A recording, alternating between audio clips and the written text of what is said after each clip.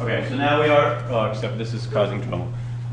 We are recording live, but of course we're starting with a technical glitch because this is the other part of the software, so just give me 1 second. And we will just say, I want to put this in YouTube format. I want to say OK, and then I want to minimize it. Okay, it's really cool software. For anybody who likes to do this stuff, it's called Camtasia. Wicked cool. All right, so let's look at the quiz. And the quiz was, now somebody, and I don't want to point fingers, but somebody messed up on the quiz in designing it and putting it together. And again, it doesn't really matter whose fault it was. It just, there were a few mistakes made. Okay? But it's not about blaming people. It was my fault. Right? I made a bunch of mistakes, and I'll tell you where I made them. So the first question, there was something on the discussion board. Technically, that's wrong. So technically the first one, applying a loss carryback does not require an amended return. And that is true. And the reason that we clicked it as being true, meaning false should have been the correct answer, is that, and I don't want you to think we've been lying to you all along. We have not been lying to you. But what we have decided in doing the course in general is we don't want you thinking like, how do I prepare a corporate tax return? We want you thinking about what does the Income Tax Act say? And the two of them don't get along as much as you would think they would. So a corporate tax return is not designed to flow like the Income Tax Act flows. And so in general, when we ask questions like this, in principle, you do need to go back and file amended returns when you have loss carrybacks. However, there is a schedule that basically does it automatically. So in principle, we're going back, but there's a schedule. It's called Schedule 4. One of your colleagues pointed out, and I just, when I was doing the reading, I breezed by that. I didn't realize they told you that in the textbook. They do tell you that in the textbook, and so therefore, I should have acknowledged it, and this is a flawed question. Okay, any questions about that? The principle is there. We need to file amended returns when we do these things. Okay, a non-capital. So this is where I believe that I messed up. Possibly on these fill in the blank questions, because when I put them together, you have to, on each blank, you have to say what each answer is worth. And I think when I haven't been able to check it, but I think when I went in, I only gave 100% if you wrote 3, and I forgot to write. So you got it wrong. Oh no, that's not right. Hold on a second here. Oh no, that one's done correctly. That one is done correctly. There's one later on. Okay, so we're okay there. I don't know what the people who wrote other, but they're a small percentage, and so let's leave it alone. And then forward, 36% of us wrote something other than 20, and I think this is where I messed up. Okay, so I apologize that basically it's just in the system, but the answers hopefully are clear. It's 20, 3 and 20, and 3 and indefinite. Okay, so as we'll get to when we look at the question, this distinction matters. Because net capital losses they never die, and they don't expire. Whereas non-capital losses do, and that creates a constraint on our decision making and makes things interesting in real life as well as academically. Okay, so this one, we're good. I'm going to go by question 4. Question 5, this is good. I mean, I guess maybe I didn't write the question all that well, but to make it difficult to do, but this is made very clear in the video, but I know very few people have watched the video so far. Which of the following are true about dividends received? Okay, so this is important, the bottom one. So we have 40% of people thinking that dividends received from a Canadian company by a Canadian company increase taxable income. And so this question is really a paraphrase of what's the difference between Division B income and taxable income. Okay, so it's really what we're doing today, which is Division C. So basically, if you got that wrong and you said increases taxable income, in your mind, you are not separating Division B income from taxable income. And what's the difference between Division B income and taxable income? Michelle. Division C deductions. Division C deductions, okay, which is what we're going to do today. So the dividends go in Division B and out in Division C, and so they don't affect net income. They're an in and an out. And we'll talk about this a fair bit today.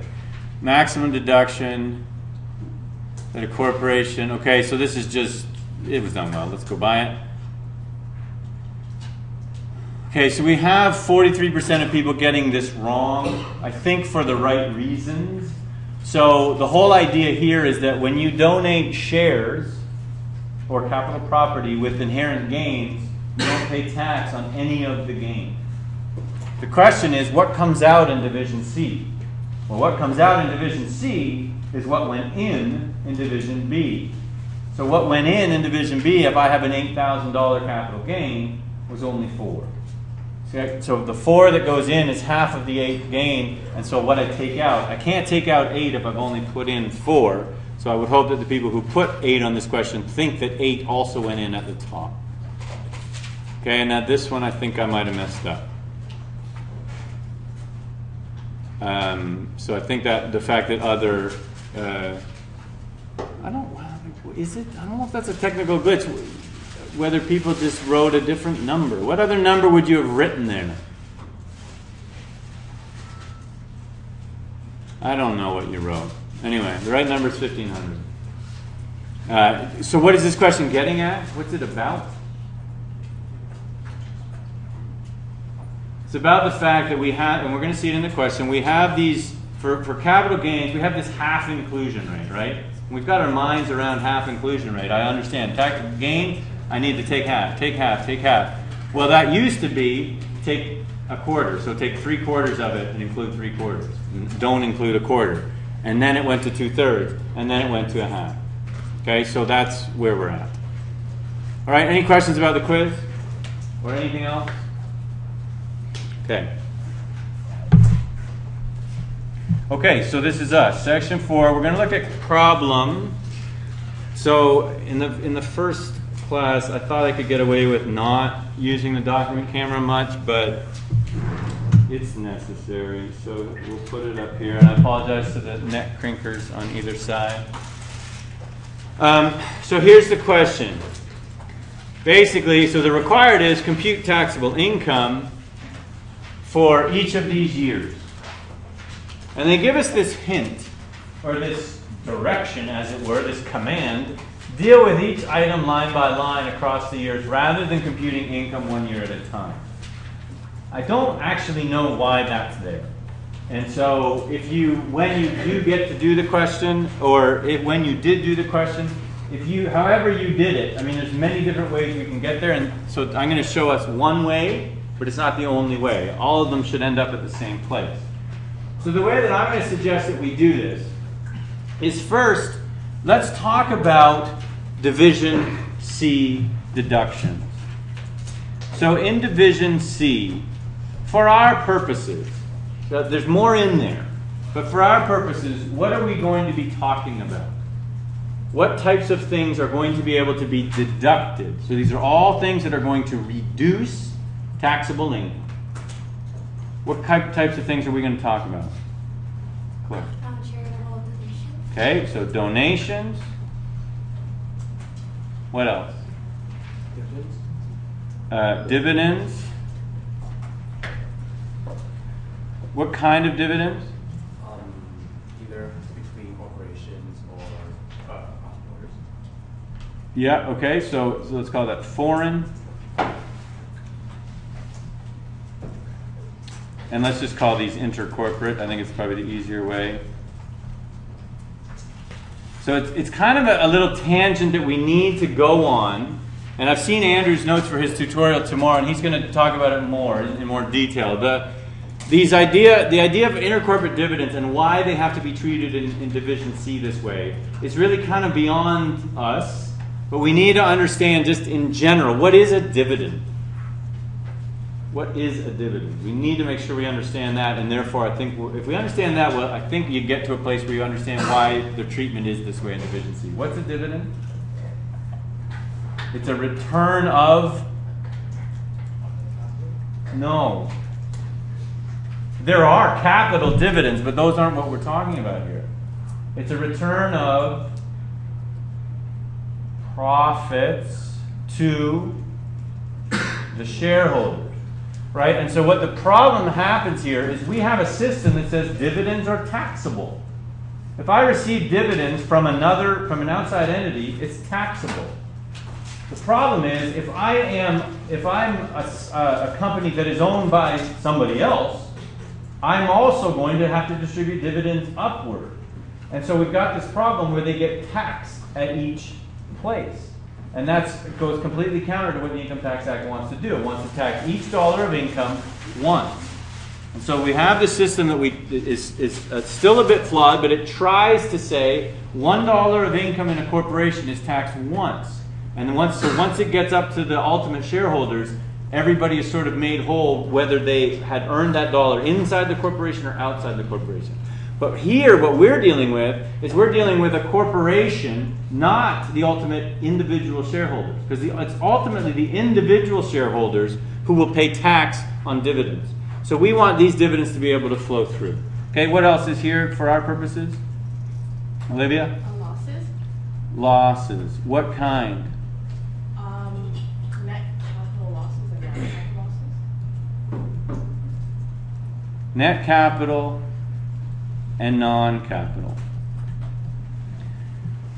Now, there are some words, I don't know exactly how many, missing there that are really, really important from our labeling. So it's true, those are all correct, right? We're not going to cross any of those out.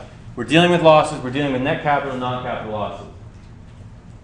But in Division C, we're dealing with them in a very particular characterization. I don't know how to say it. What kind of net capital losses? Or more so, when in their life? Does a net capital loss appear in our Division C deductions in the year in which it's incurred? So if I sell shares for $5,000 that have a cost base of $20,000, I have a $15,000 loss, a $75,000 allowable capital loss. Does that show up in Division C deduction this year? No. Right? So what we have to do here is, before we get into Division C at all, we have to say to ourselves, I will never think about Division C and losses without also thinking of these words, carry forward and carry back. So what this says is, really, the paraphrase of this is from other years. So my losses that happened this year are not Division C deductions. They're Division B deductions. My losses that happen in other years that I was not able to utilize in Division B in previous or in future years, they are what are here. So this is just really, really, I'll just leave it at two reallys, but you can put an exponent on that. Important that you remember that. Okay, so and it'll help you a lot if you do lock that in. Okay, so then the next thing that comes along is, and we're going to look at the question to get most of this across, is why do we have this system of carry forward and carry back? Why do we have it? What causes it? So I'll just put it like this. Why do we have this carry? Why is it part of the system? Susan? So we can move losses across years. So we can move losses across years? Absolutely. So why do we need to move losses across years? We kind of set an arbitrary time frame when we do like yearly tax returns. Right? So it's not necessarily fair that if you made a lot of money this year, you lost a lot of money this year, it doesn't affect whether you made money or lost money in the next year. We just set this is going to be a year. Okay, so I agree. It's perfect. So we have these artificial time periods. It says, okay, everybody stop. Count everything. This day, this minute matters more than any minute around it. At this time, we're going to take stock and see how did we do. If you made money in that, from that point, 12 months, I can't do it in minutes, but a year from that, within the past year, we're going to tax you on it. And then the next year, you stop at exactly the same point, and you had a bad year. If you have a bad year and you lose money, you get no tax relief for the dollars that you've spent in excess of what you've made. And so what this system is doing is it's saying, okay, we have to acknowledge the fact that we're imposing this artificial time frame on things. And really, what we really do want to tax is the over the life. Right? I mean, the perfect tax system is the one that assesses tax at the end, of when everybody dies. But how much tax does that system collect? Almost none. Right? Because they're not collecting anything, because you never know, you never know. So we have the system because of fiscal needs, but this acknowledges the fact that artificial time periods cause trouble. They remove us from economic reality, so we need to be able to do this. Okay? So it's important to know that that's what Division C. So Division C is a bit of a hodgepodge, right? Dividends are there because of this flow-through problem, right? We want to be able to integrate the personal and the corporate. So that they're there for that. Why are donations there? Why are donations in division? I mean, so I'm trying to convince you that it makes sense that losses need their own division. And I'm trying to tell you that those dividends need special treatment too. We could never fit them into Division B. I'd say donations is more of a policy thing, just so that the government can give companies incentive to donate money to worthy causes. Okay, and why would that not happen under Division B? Because that wouldn't really be in Okay, it's a good start, Susan. Could it be because that, say if we have a loss this year and we made a donation to, the donation is bigger than, sorry, you have a gain this year, say of $2,000. Yeah. You made a $3,000 donation, so if you can't fully deduct the whole donation that you made. Okay, great. And just in the future, leave the confusing examples to me. Okay, Michael? Because like donations don't help you make money. Like they're not part of making income. Okay, so that I mean, I like all of these as a combination answer to say, I mean, how would you fit them into Division B? And I think you could fit them in saying, yeah, I mean, there's an economic motive to making them, but it's this. This allows us to control them better, and it allows us to say, listen, just because the way we calculate Division B income gets you to a point where it looks like you've lost money, you still need to get credit for dividends that you've paid. Or, sorry, not dividends, donations that you've made. Okay? So we're going to see these things in action, but it is a bit of a hodgepodge. The three of them don't really have the same reason for being in Division B. So or Division C, sorry. We want to look at problem 11.1. Okay, so I've got it up here on here. And the way that I'm proposing that we do it is based on what I've just said. Division C only matters for losses. So losses only come into Division C when they arise in a different year. So we don't really have anything to say. I mean, we have the generic stuff to say about the other stuff, which we'll do. About 2008 and 2009, we don't really have anything to say about them. Not as much to say about them until 2010. So what I want to do is I want to look at 2010 first. I'm going to take it out of order, and that'll cause us a bit of trouble, but we shall overcome, and we will. So look at 2010 and tell me, what is the non-capital loss?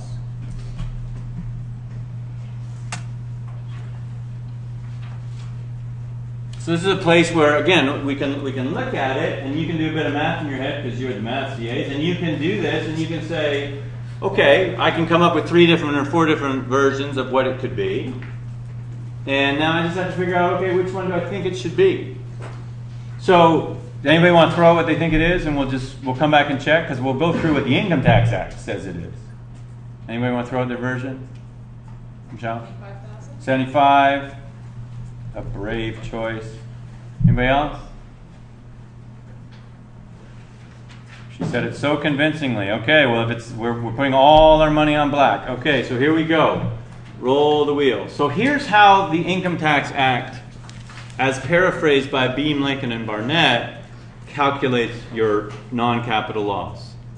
So it is 1, 2, 3, 4, 5, 6, 7, 8, 9, 10, 11 numbers ish. So it's 11 numbers. And I'm sorry for the quality there. Should we switch it? Is it any better? What happens here? If I do this, that goes there. Is that any better? No? No? All right. What?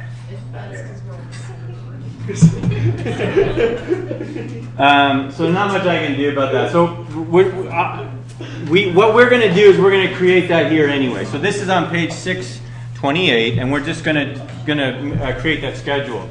So you can see that it is not simple. It's not as simple as looking at this and saying, okay, it's either 75 or it's 75 minus the 18 that we made on property, or it's 75 minus the capital gain. It's not that simple. Now, it's not all that much more complicated, but it's really important that we understand that there's more that goes into non-capital losses than just figuring out, okay, what did financial accounting say we lost this year?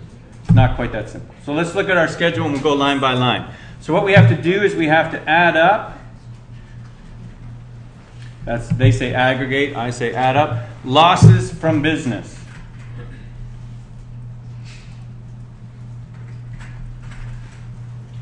So what was their loss from business? Now I got to flip back. What's their loss from business?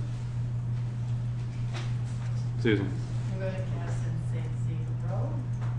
You're going to guess and say 0? Okay. Don't you have to find division B income first? You do. We're on our way there, but we're not. What we are doing is we are for 2010. We are answering this question. Okay. What's the non-capital loss? Okay. So Lily. 75. Okay. Now we have to. So understand that we are now in the realm of losses. So we either have to decide that we stay in our convention where income is positive and loss is negative, or we flip all signs. So I'm going to flip all signs because that's what I did. But if you want to stay all negative, that's fine. So we're adding up losses. So the next line. I probably will tire of this flipping back and forth. The next line. Losses from property. Do we have any losses from property? Do we have any? Well, we have $18,000 of dividends. Are those property income? Well, are they property anything? Yes, they're property proceeds. They're property something. The question is, if I want to know, do I have a property loss? Do I put negative 18 here? So if I want to add a loss from property, I don't have a loss from property, do I?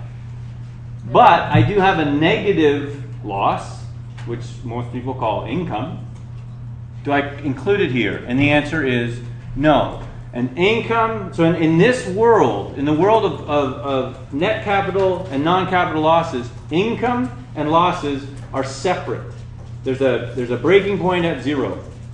Whereas we're used to saying, on one line, income or loss.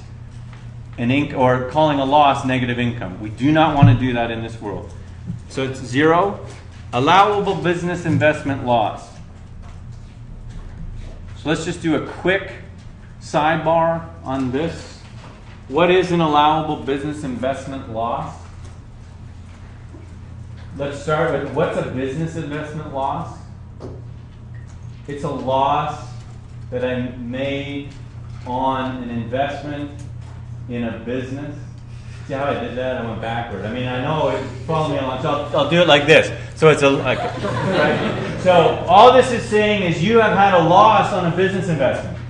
You go, well, don't we have lots of losses on business investments? Isn't that a capital loss? And you say, aha. When I finally do get to do this reading, I will understand that this A means everything. Right? This A is huge. This A says allowable, meaning the investment that I lost on was in a small business corporation.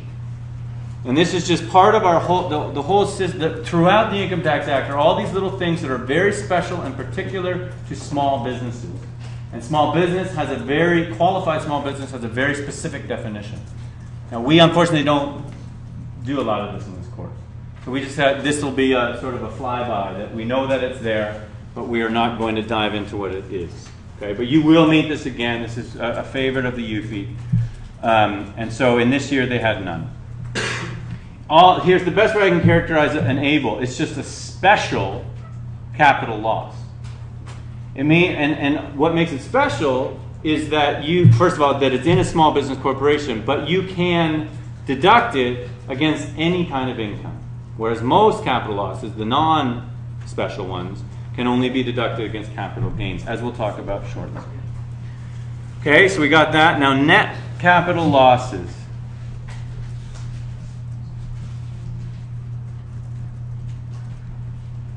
Deducted. Okay, so this is this line here. And this is where my ordering of things gets us into a bit of trouble. So I'm just going to have to kind of give away a bit of the ending and look back at the question and tell you what is going to enter here. So let me just give you the quick synopsis of how this goes. They're profitable. They're profitable. They have a loss. And what Division C allows us to do is take that loss and take it backward. So we will do that. As soon as we've determined what the loss is, we'll start bringing it back into the other years. The second thing that Division C lets you do is it lets you say, listen, if you have a capital gain in the year, Division C says you can deduct from that gain to the extent that you have what? So you can see here that 5,000 minus 3,500 is, oh, if only we had some math people here. 1,500, right? So we have 1,500. That's a gain. You'll pay tax on that gain, no matter what. Now, will we pay tax this year? No, because we're going to have an overall loss. So we will not pay tax this year. But rest assured, if you have a capital gain, you will pay tax on it someday. Okay? So we have a $1,500 gain here. If we have a loss, a net capital loss in either 2011 or 2012 or 2013, which we know nothing about here, but more importantly, if we have one in the prior years that could not be used in those years, then it'll be available to be deducted. So we're just going to quickly peek back and go, oh, look at that. We have a loss in this year of $2,000, correct? 2,500 minus 4,500, that's our loss. It can't be used that year because there's no capital gains to offset it with. So we'll see this when we go back and do the question. But there's a $2,000 carry forward here. So what that tells us is we can deduct under Division C $1,500. Okay, so I'm going to put in the $1,500, but then we're going to do a little sidebar on this. The $1,500, let me be a little more active in this and say, no, I bet I just did that wrong, didn't I? Nothing happened. Still nothing happened. Something's got to happen. It happened. Okay. So, that $1,500 is discretionary. Meaning, you do not have to use it. Okay, so if you have a capital gain in a year and you have loss carry forwards, you do not have to use them. But you have to think about what you're doing here, right? You're given a choice to not do something that will save you tax. So if I haven't lost you completely,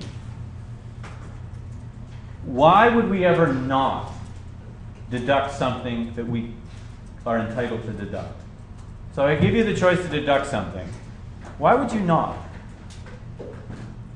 So some of you may actually be making this choice right now in your stuff. Yeah. Maybe because it's not worthwhile to deduct it now because like you may not have any income and like you might have a bad year, whereas you could deduct it instead in a year where you're making money. Okay. So okay, I understand your thinking there. So yes. In the future, you might be at a higher marginal tax rate where it would be more beneficial to use it. Right, so we need to, this is about guessing, right? This is about risk, and if I don't use it this year, I'm placing some confidence in my predictions about the future. And something about tax rates moving. So it could be that the government is you know, we have a government right now that is, this is hypothetical, we have a government right now that likes high tax rates, but we're coming into an election year, and the party that wants to get into power is saying we're going to lower rates by 10% for everybody. Well, in that case, you would say, maybe we'll do it. Maybe we won't take it now because it'll be worth more to us 6 months from now. Okay? So that's the only reason. So what I'd like you to do is just, we'll impose this choice on this corporation and say they're going to take it this year. When we get to the bottom, we'll come back and see if that made a ton of sense for them to do. Okay, so we're up there. So we finished all of these. Oh, no, we didn't. We have dividends. Deductible. And it gives us a section reference, but this is, you know, under Division C. Now I want you to really note the language here, even in my poor handwriting. Note the difference between the last two letters of that word and the last, well, how do they differ? 4 letters of that word. The Income Tax Act is never imprecise in its language. And what it's saying here is, if you have dividends that are deductible, so this is not your choice. If they were deductible, they get added. So what this is doing is increasing the loss, which, oh, it's not even up there. So I'll just tell you, it is $18,000. And so now we get down here and we sum these up first. And we get to, I don't know if I did, is it easy? 93, I got 93, 94.5. Okay. Okay. So as of now, we're not done the schedule, right? But as of now, so, and I hope you saw where we're headed. You can't even see this now. This is getting boring. This is getting comical. So let's just leave it like this for a minute, if you don't mind. We are headed toward the calculation of non-capital loss. Okay? So the question that we're working on, we're headed toward the calculation of taxable income. We are doing a lot of work on 2010 first to make sure that we understand what number is just one number, but it's a really important number. Okay? So we're headed toward that. We're at this point right now. So now what we need to do is we need to take away some things.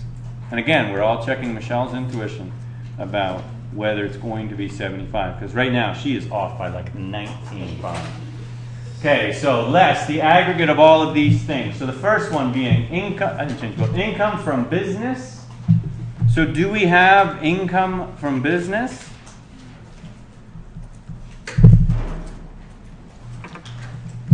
Are you really going to make me flip? Do we have income from business? No. We have a loss from business, and I've already been on that little diatribe, so this is 0, right? It is not negative 75. Then we have income from property.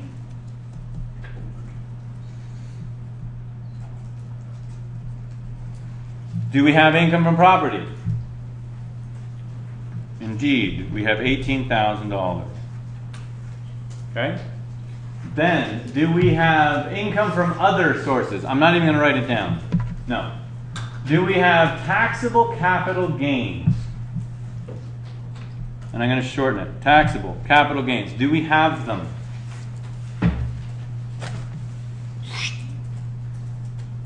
Captioned nicely for us. Yes, we do have them, and they're $5,000. I'm going to do this indented for a reason. We have $5,000. Then, next line on the chart, do we have taxable net gains from listed personal property? Don't know what probably half of those words are, so no. Right? We're not going to talk about listed personal property. I don't think. We're going to talk about no, we're not going to talk about listed personal property. Okay, so ignore. So then, take away allowable capital losses. Do we have any allowable capital losses? Yes, we do. Those are 35. Okay, so this is, make sure we note this is a less So whatever sign convention you're using, this is opposite. So that is, that minus that gets us 15 in the direction of the gains. Okay, so now I have $19,500 to subtract away. So it's going to be A minus B is equal to $75,000. Michelle is a freaking genius, and this is the non-capital loss. Okay, so you say to yourselves, man, we did a lot of work for, I mean, look at the schedule. Look at the schedule. 75, 15 in, 15 out, 18 in, 18 out. Are we like digging holes and filling them back in? Is that what income tax act has come to? And the answer is not, well, yeah, sort of, but no. No, we're not. So it comes back to this. What we did here is we made a choice. And what was our choice? Choice was whether to take the capital gain, take the allowable capital loss that came from a prior year, take it this year or not. And so I said, let's just go with yes, we do. Well, what if we hadn't? If we hadn't, what would have happened? Well, mechanically, what would have happened is this number would have gone away, right? And so we can skip down to the bottom. What would that do to the 75? Because the out of it does not go away. You had that loss in the year. I'm sorry, you had that gain in this one's gain. You had the $1,500 gain in here. That's indisputable. Your choice was whether or not to take it. So what we've done here is we have said, we chose to apply the loss that was available to us, and by doing so, we increased this number. If we had not done that, this number would be 73.5. And so what we have done is we've chosen between what and what. By that $1,500, we have chosen to have more. I'm the only one in the room here. We have chosen to have more. Okay, let me go back here. What are the two kinds of losses?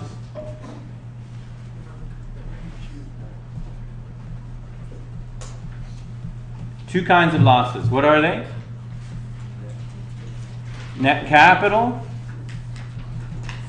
and non-capital. Okay? And why are they different? And why does it matter? Like, aren't they all just losses? And so there's one big bucket of losses and just bucket everybody together. What's the difference between them? Well, the difference between them are the restrictions that they come with. What are the restrictions on net capital losses? Now I know I am sympathetic to the fact that you are not prepared for this. So I don't mean to come down on you at all. So if you want me to just say, dude, just lecture, then just don't say the dude part. That's a bit offensive. But say the other thing. I don't know. I never say that in my real life. I've said it like 10 times over this term. I don't really know what's going on. So I'm gonna have to edit that out of the recording. Okay. So net capital restrictions. They are restricted by type of income they can offset. Meaning, this is not going to work, only capital gains. So if I have a net capital loss, the only income, so it can go around looking for gain to wipe, or income to wipe out, it can only wipe out or offset capital gains. Okay, so I'll just redo this so that there's space. So it's restricted in type of income, but it is not restricted, not in time. Let me just write it like that. Do not expire. Let's say it like that. Do not expire. So on the quiz we had this indefinitely, right? And that means they literally have no expiry date. So you can have capital losses that carry forever. They only can go back 3 years, but they can go forward forever. Whereas non-capital losses have time restriction, meaning they expire. And currently, this is 20 years, which to you seems like a really long time, and it is long. It used to be 7. We're in this transition period, went from 7 to 10 to 20, so it is a long time. But 2032 is coming, I assure you, despite what the Mayans have to say. So 2, they are unrestricted, so any type of income. So what you've got here is, I mean, it's a classic Betty Veronica thing, right? You've got good in both and bad in both. And so you have to choose, basically on a situation-by-situation basis, which one do you value more? Which one will be better for you? Which one will provide you with more tax savings? And so that question that I was posing before that nobody was with me on was, let me go back to it now, saying by taking that $1,500 in 2010, we have chosen to have more non-capital loss to carry back and to carry forward. And we've chosen to give up $1,500 of net capital loss. Okay? And so that's a choice that we made. Now, how do we make that choice? We make it based on the things that were said before, our expectations about the future. So if we think we're going to have, so what we know in 2010 is that we have approximately $50,000. I mean, I'll round here, but going from the question, we know that we have, give or take, call it $50,000 or $60,000 of income that was taxed. So we know that we can use all 75. And so if in 2010 we had good foresight and knew that we were going to make money in 2011, then it makes sense to take the non-capital, have it as non-capital. If on the other hand we said, you know what, our industry's suffering, whatever else, we'd say no, that 20 years may expire. I mean, it's unlikely, but it could. Okay, so that's how the choice was made. So we're done. We calculated our non-capital loss. Yeah, Chloe. For the net capital restriction for number 1, is it only net capital gains or? Yes. So I've probably been a bit sloppy with the. So let us add here is absolutely a net capital loss or an allowable capital loss can only be offset against net. I mean, we're always netting an apple with an apple. So we'll see that in the problem we're about to do. Okay, so please understand that we've done a big chunk of 11.1, even though it looks like we haven't really started 11.1. So now we're going to start 11.1.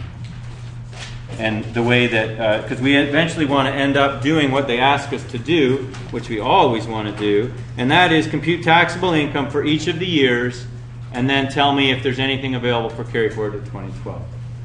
Okay, so first we'll set this up and we will have, we're going to do 2008 first, but what we're going to do here is we're going to not cheat, but we're going to use our knowledge of the future.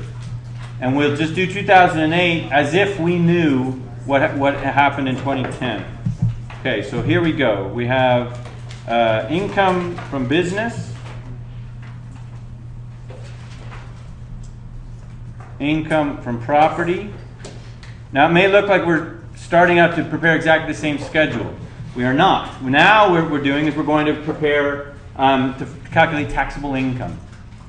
They have some common elements, but they're very different schedules. Although, now I'm just going to say more that looks the same. Taxable capital gains, allowable capital losses. Then we will have our ables. Then we will have there, up to there is all what we call Division B income. Okay, so, well, let me just get this down and then we'll go. So now from here on is Division C. Division C, we've already talked about. We will look for dividends, we will look for donations, and we will look for non-capital losses. And we will note for ourselves that these are only carried back or carried forward. These are not the ones that arise within the year. And then we will have net capital losses. And again, either carried forward or carried back. Okay? So what we will do then is we will do a bunch of adding, and our ultimate goal here is taxable income. So we're going to do 2008. So we're going to defy what they told us. They said, don't go year by year. And we're going to say, whatever the heck I want. And so what I want to point out, though, before we embark on that is, see, I'm lost again. When is this? Okay, I know when it is. Okay, so what we have done in this class up until now is everything above Division B income, right? So right now, technically, we are experts in calculating Division B income. So everything we've talked about since we moved to the corporate realm has been about this. And mostly about the very top line. Saying, you know, when we reconcile from financial accounting income, what do we take in, what do we put in, what do we take out, et cetera, et cetera, et cetera. So this is how we fit in. Now, we assume that we've done all of that perfectly correctly. Now what we want to do is understand what's the difference between that and taxable income. Because we've sort of been pretending that once we decided that you put it in there, that it'll be taxed. But Division C says, actually, some of those things won't be taxed. Right? And in the personal realm, what did we meet that caused some of us consternation? We met one Division C deduction. Does anybody remember what it was? Lily?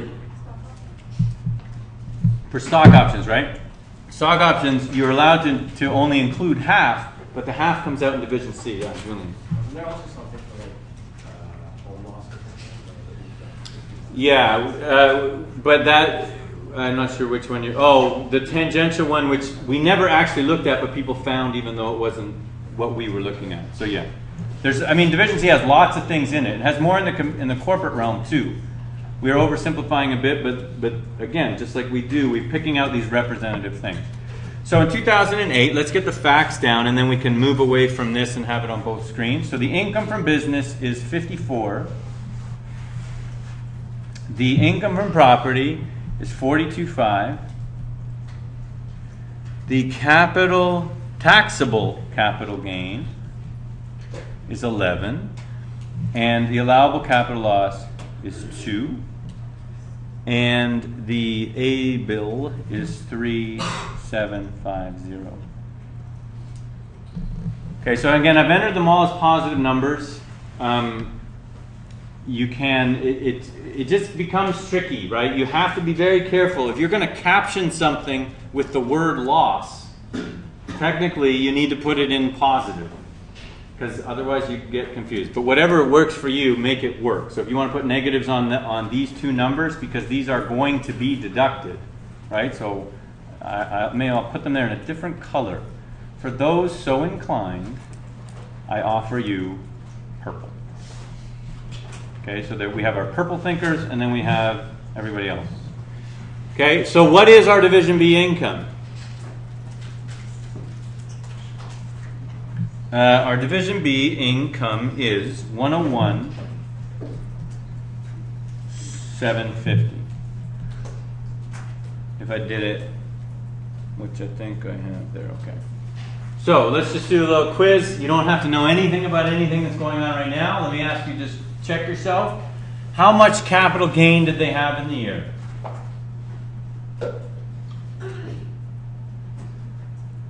How much capital gain did they have in the year? I think we'll go away from this now. How much capital gain did they have in the year? I'll keep repeating it until somebody says something. Yeah, Olivia? 9,000. 9,000? Okay. So what question did Olivia? You answered a question correctly, but you did not answer the question that I asked correctly. Okay? So what question did you answer correctly? What is 9,000? To which question is 9,000 the correct answer? Net capital gain? Excellent. It's the net capital gain is 9,000, meaning they don't have to deduct those losses, but of course they're going to. So $9,000 is their net capital gain. Okay. What question did I ask? Oh, what was their capital gain in the year? Apple. 22, right? Everybody's got where that's coming from? 11 times 2. Okay, and or 11 divided by a half. I can hang with you guys. Allowable capital loss. How much capital loss did they have? $4,000, right? Okay, so that was just a little check to make sure we know that those numbers have been halved already, right? So, we know our Division B income. What amount can they deduct for dividends? I'm not flipping back anymore. So the amount that they, not for dividends, for, okay, let's do dividends first since I wrote it first. How much can they deduct for dividends?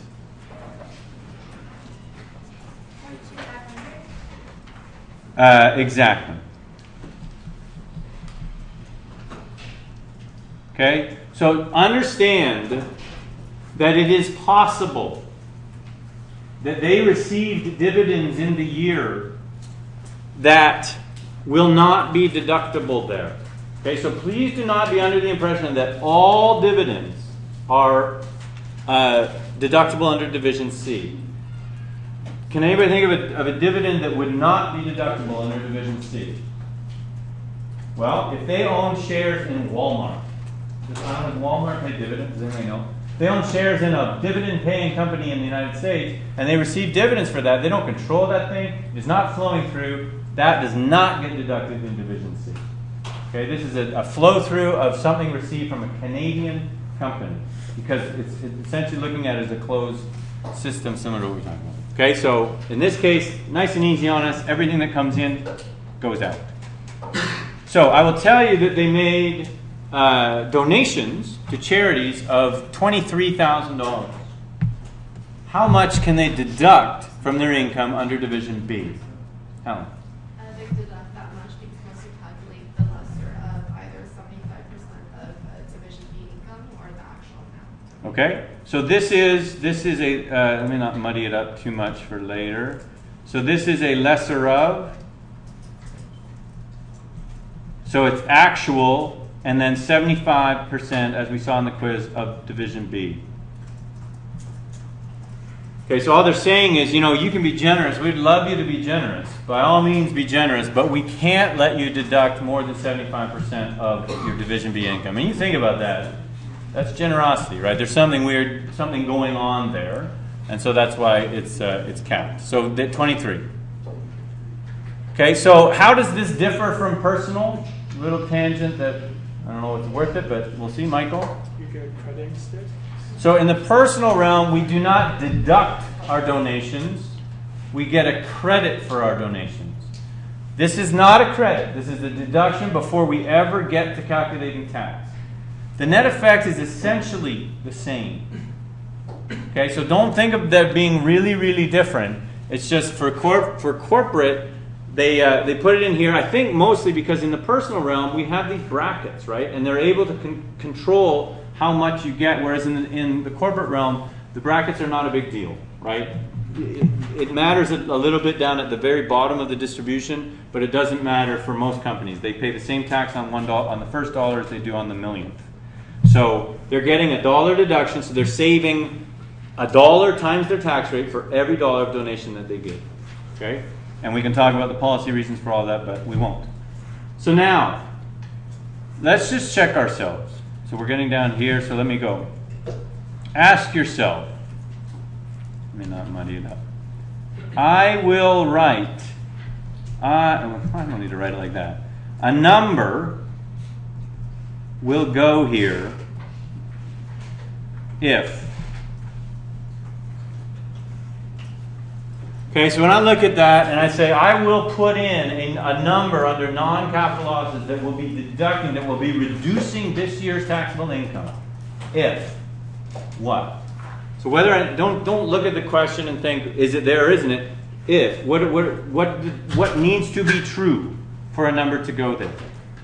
Susan. Taxable capital gains has to be bigger than allowable capital losses. Okay, so I have to have, I have to have a net taxable capital gain like in the year.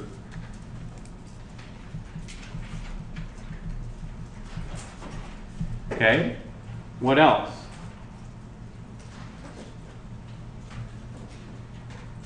Are you pointing to the capital or the non-capital? I'm pointing to the non-capital. Oh, well, that's a good point. So we just answered the wrong question, right? So let's go the shortest route, and we'll go to the second one first. Okay? So what is the answer to this now? What's my second condition for net capital?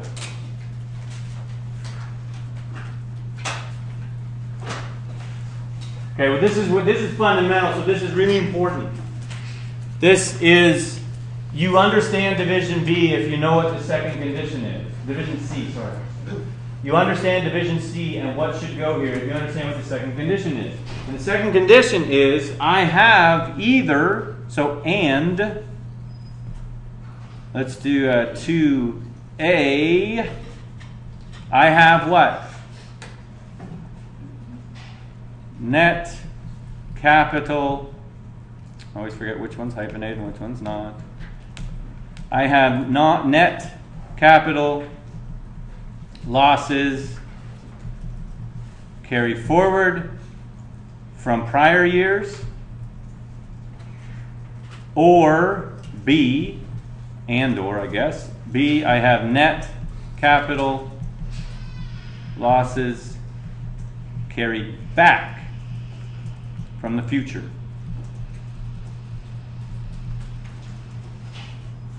Okay, so nothing about losses in this year. That's the key here. Division B is about the spreading across of years. And so losses that enter Division C are never the ones that arise in the year we're in question. They're the ones that arise in other years. So do we have any of these? Oh, I'm going to have to flip back. Thought we were done with you, but we weren't. So do we have any of these? Yeah? No? Yeah? Yeah? We do. The corporation has a net capital loss balance of $13,005, which arose in 1999. So we can say, yes, I have this. How much is it? $9,000, right? Which was pointed out by Olivia. Do I have one of these met? I do not have carry back, but I do have carry forward of $13,500, which more than offsets my 9, so I can deduct the 9. Somebody stop me. Right, I can't do that yet because of this one little complication. These arose so they were born in 1999.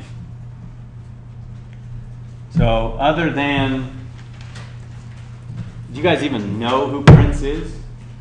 Do you know the musician formerly known as the symbol who is now Prince? Okay, that's good. So you know why 1999 matters to my generation? Because we're going to party like it's 1999. Okay. Anyway, so they arose when we were having parties with Prince of 1999. And so what was the inclusion rate then?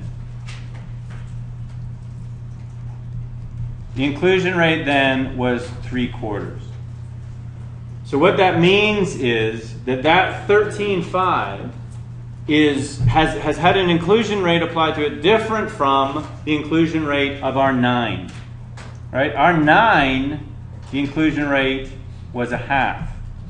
So we're about to net an apple with an orange, and we can't do that. So we have to get them both to be, let's both do oranges. We don't want this to become personal for Apple. So we will have netting an orange with an orange. Okay? Nobody's offended by orange, right? Okay. Okay, won't go on that tangent. Okay, so we have this, and how do we get them to match? So income tax, or the book tells you, there's one way to do it. And that's fine. Follow their way. And you guys as math people will like it. So what is it? It says take this loss and multiply it by what? The new rate, and divide it by the old rate. Okay, but you all, especially the math, you know that all this is doing is 2 steps in one. It's converting the 13.5 to its full gain, and then taking half of that. Right? It looks fancy when we can use A's over B's. So you can think of this however you want. You can either think of this as being 18 and this being 18, right? Divide each of them by their inclusion rate. But then you've got another step to take. So well, in this case, we see that they perfectly offset. So that's lovely. But this also will generate 9. And that tells us this is what is deductible in wherever we are, 2008. Okay? So we did all of that work to say that we are allowed to deduct $9,000 here. Okay, but we know that is the 9. That's the 9 that arose, and so they do match, and that's lovely. And so we have nothing to carry forward. We've used up whatever arose in 99. It's gone now. Now that we've taken it here. What about non-capital losses? So non-capital losses, I set this up wrong. But anyway, non-capital losses are, again, let's just do our check here. We'll go back here and say, I will write a number here. Now I crossed them, that wasn't very smart. I will write a number here. Whoa. A number will go here if. So don't make me write all that out again. What are the conditions? There's income, right? So 1, I need income. So I have to just look ahead and say, okay, I started with 101. I'm preparing to take off 42. I'm preparing to take off 23, and I'm preparing to take off 9. Do I have anything else? Will I have anything left? And the answer is yes. I'll have something left. But how much will I have left? I will have how shall I do this? Let's do A, B, C, and D. And so I will have left, I'll do it down here, okay? A minus B minus C minus D is going to be equal to 27,250. Okay? So what that tells me is, because obviously I do not want to go below 0. So this is capped at, I don't want, when I'm Division C, hopefully it will make no sense for you, whatsoever to have taxable income be negative. Right? We want taxable income to be 0, meaning we pay no tax. So we come back here and we do this calculation. We say, yes, so I have it available, and what's my other condition? Well, I'll just change the, I'll write it out again. So non-cap carry forward, or non-cap carry back. Carry back. Okay, now in this case, we have this, yes. We have carried back from 2010, thanks to all that work we did. So understand, we're kind of using a time machine here. This would happen in 2010, but we're pretending it's happening in 2008. From 2010 of $75,000. So as long as the number available is bigger than the number that we need to offset, we'll take the whole number, and that means we will have how much to keep going forward? What is that, 40? Help me out, you mathies. What's the difference between 75 and 27,250? You should be ashamed of yourself. I'm telling your math teachers. Are you really going to make me do this? How many? 47. Thank you. That's what I was going to say. Okay, so 47,250 is what we have to, this is now available for 2009 onward. Okay? So we're done 2008's schedule. So wait, let me fill this in and then we'll be done. 27,250 is the amount that we have applied from 2010. Okay? So So we calculated taxable income of 0. The main point here, though, is understanding what happened in Division Division C. Now, do we have to take any of those Division C deductions? Are we forced to take any of them? No, it's a silly question, but you need to understand you don't have to, right? Any of these things you could say, listen, I don't mind paying tax in 2008 because especially on these losses, it's discretionary. You can keep them if you want, if you think they're going to have you in the future, but for the most part, you want your income low when you can have it low. So let's move on then and look at 2009. And a lot of it is the same with one little difference, and so which is nice. Okay, so 2009 we can kind of cruise through, and it's up here, so I'll leave it up there. And that is 32 of business income, 22.5 of dividends, 2,500 of gains, taxable, and 45 of losses, allowable. No able this time. So Division B income. Now, before we do Division B income, we have to take a look at this. What's the situation right there? We have a situation. Sorry. Oh, yeah. The losses of the allowable loss is more than taxable gain. I think you're the max you're allowed is the taxable calculation. Right. So if I went back to Olivia and I said, so what is their net gain or net loss in the year? We would want to say, well, we have a net loss here. Whoa, doctor.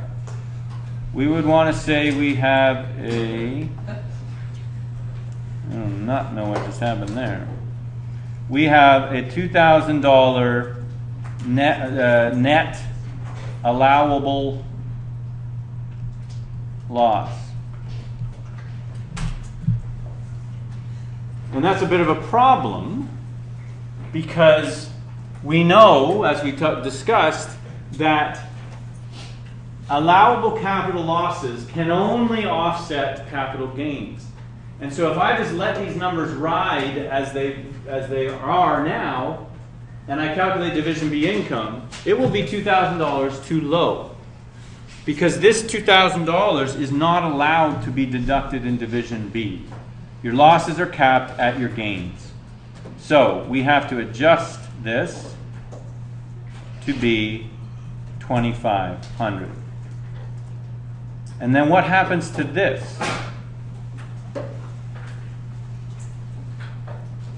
What happens to the extra 2,000? If I can't have it this year, where does it go? Susan? So it can either be carried forward or carried back. Now we have knowledge now of the past. They don't need it in the past, right? We wiped out all of 2008's gains, and so there's no need for it. And so we know that it's going to carry forward. And in fact, this 2,000 is allowed us to have that 1,500 that I introduced when we were doing 2010. Okay, so that was this. Okay, so now we have this correct, and so that gets us down to Division B income of 54.5. So I can automatically take out these dividends because they came from the same place. I can take out the donations that they made of $9,000 because I know that I can do it in my head that is much less than 75% of 54. And now I'm back to my losses. So one of those numbers, you immediately can say, I don't have to think. I shall not think. You cannot make me think and I won't. And which one? Think about that. What? Non-capital loss. Non-capital? Yeah. So maybe we should think just a little bit. Julian. Net cap will be 0, right? So I can instinctively put this to be 0. Why? Julian. You used up the available loss in the pool last year. Okay, I'll give you that. But she's going to improve on it. You're going to say the same thing? Well, I was just going to say that we have from net capital gains Right, because these conditions that we went through are not met. Right? Which condition is not met? I do not have a net taxable capital gain in the year. So as soon as one of those is not met, I'm not going to put a number there. And this is why, if you can get this, if you can get to a point where you come to this schedule and you go, I know that has to be 0, then you're starting to get Division C. Because Division C with losses is about other years. And so if I already have a loss, there's no way I have anything to offset against. So the non-capital question then, actually it's made easier on us this time.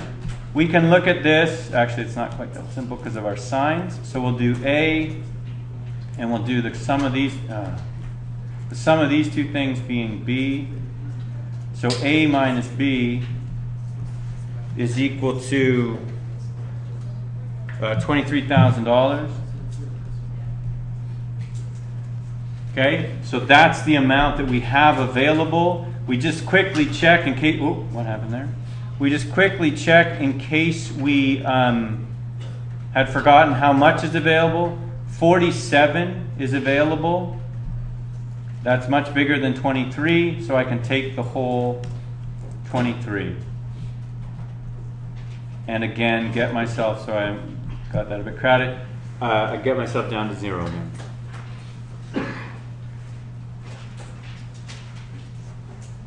All right? So you'll recall that we did 2010, we dealt with 2010, but let's just look at the stuff we did not deal with, or let's look at how different it looks because it's a loss year. So in 2010, we have income from business of 0. Okay, we do not have net income from business of minus 75. We have income from business of 0. We have no business income. But we do have property income of 18, and we have gains of 5,000 and losses of 35.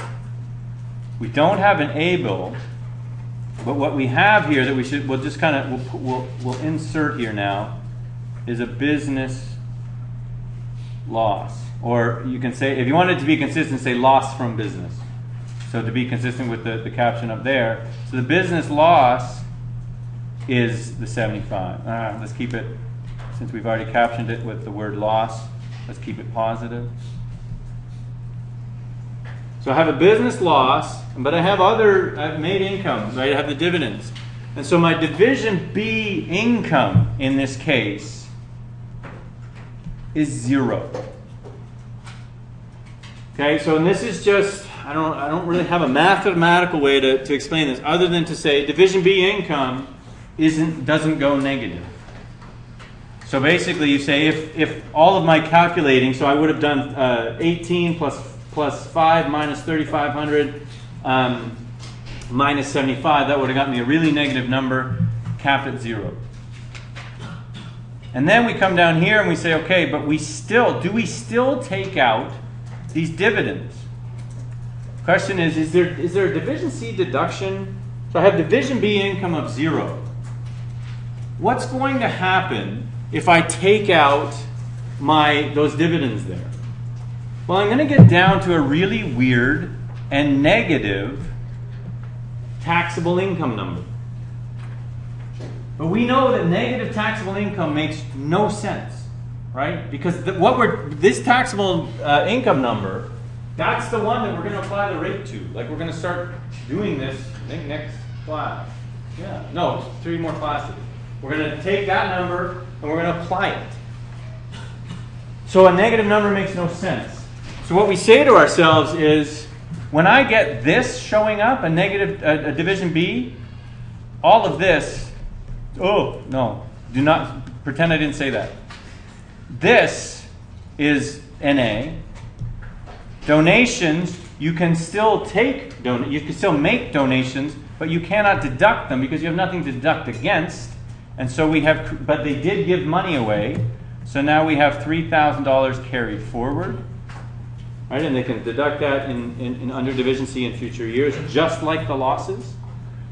And then this whole non-capital loss thing so obviously this is 0 because we have a loss in the year, but this net capital loss is what we dealt with, that choice we made, right? Because right here we have $1,500 of gain.